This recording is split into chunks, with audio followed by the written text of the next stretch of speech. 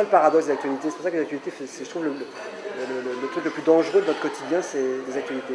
5 minutes de France 2 d'actualité, vous avez le cafard pour toute la journée, parce que soit c'est des catastrophes, vous ne pouvez rien y faire, et vous ne pouvez pas même pas aider, rien, mais vous vous sentez coupable d'être en bonne santé, d'avoir un travail et de bien manger, donc vous vous sentez coupable, ou alors on vous lance des choses absolument terrifiantes, ou un futur dévastateur.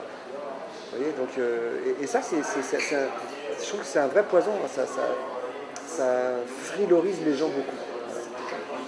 On cherche à expliquer. Mais le drame humain vient de l'éducation, c'est dès l'école. On nous met déjà en compétition les uns avec les autres.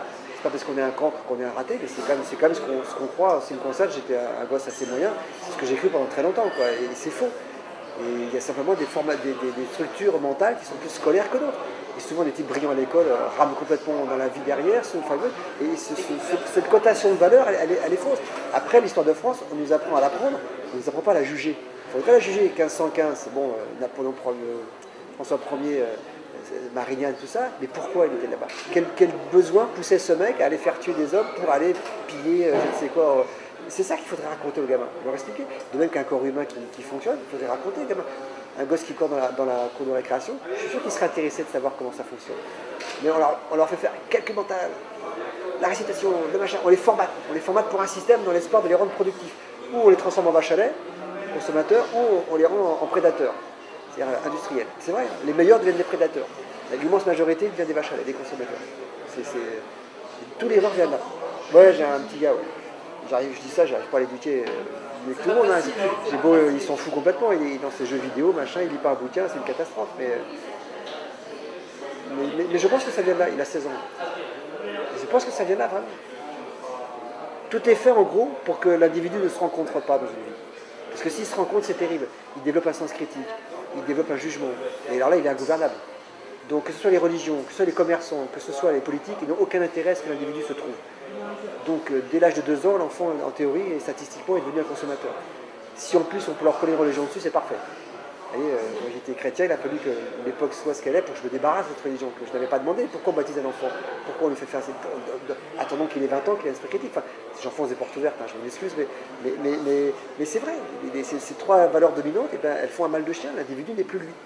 Voilà, sans même se rendre compte, il est assujetti à des règles. Un mec qui est religieux, qui sont des familles religieuses, c'est une catastrophe.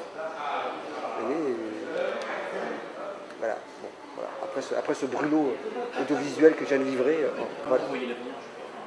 Pas forcément négatif, je pense qu'il y a du bonheur à prendre, mais il faut justement se méfier beaucoup des autres, de l'environnement, de ceux qui dominent, de ceux qui parlent, ce que je suis en train de faire en ce moment d'ailleurs.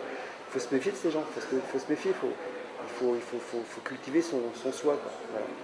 Voilà. Donc il y a plein de choses positives à prendre, surtout qu'une vie c'est court. Je pense qu'avec un peu de bol, je mourrai avant que les vraies catastrophes n'arrivent. Mais j'espère que ça pourrait durer un peu dans mon gamin, ça serait bien aussi, parce qu'il y a vraiment des choses sublimes, mais il faut être très méfiant. L'éducation, finalement, c'est la méfiance des règles, c'est la méfiance de ce qu'on nous apprend. Voilà, c'est la vraie éducation, l'éducation de l'autodidacte. La vraie éducation affective des gens qu'on aime, c'est de leur apprendre à se trouver eux-mêmes. Voilà. Et donc à ne pas écouter forcément ce qu'on dit, y compris l'école, même si il faut un peu de réussite scolaire pour pouvoir avoir une place dans ce monde-là. Mais c'est plein de nuances, hein, mais toutes les tragédies qui existent aujourd'hui, ça commence à l'école, je suis absolument certain. Il y a un bouquin de Laborie qui s'appelle L'éloge de la fuite, parce que Soka qui a un manifeste sur le comportement humain qui est extraordinaire. J'avais découvert ça avec Gaspard Noé sur Réversible. Il m'avait dit tu devrais lire ce bouquin que j'avais lu. Et du coup j'ai lu toutes les œuvres de Laborie, dont un film avait été fait d'ailleurs, Mon oncle d'Amérique. Il raconte ça très très bien. Les bonnes nouvelles on les a jamais. Vous voyez, moi à titre personnel, je m'étais frité avec un mec de France 3 à la télé sur le vilain. On a parlé que de ça. Le mec m'a fait revenir 15 jours après pour refaire l'émission avec lui en direct après avoir vu le film. Personne n'en a parlé. Ils s'en foutent. Ce qui les intéresse, c'est que les mecs qui se cassent la gueule. C'est rigolo, hein. Et effectivement, les informations, c'est une mise en scène d'une drame permanente. Puis permanent, hein, quand vous avez le câble, vous avez les chaînes de câblé, LCI, machin, etc. C'est permanent. Vous installez pour peu que la télé marche en... Faites autre chose et elle tourne, mais vous sautez par la tête au bout d'une heure. Ça fait 1 heure, c'est que des horreurs. Il n'y a pas de travail, il y a la maladie, la planète se détruit, guerre en Syrie, les images qui vont avec, c'est pas possible. Quoi. Et en plus, ils le font, mais il n'y a pas de réaction. On voit autour des gens qui ne réagissent pas forcément par rapport à ça. Donc c'est un double sentiment d'impuissance. On reçoit l'information et on voit que personne ne fait rien.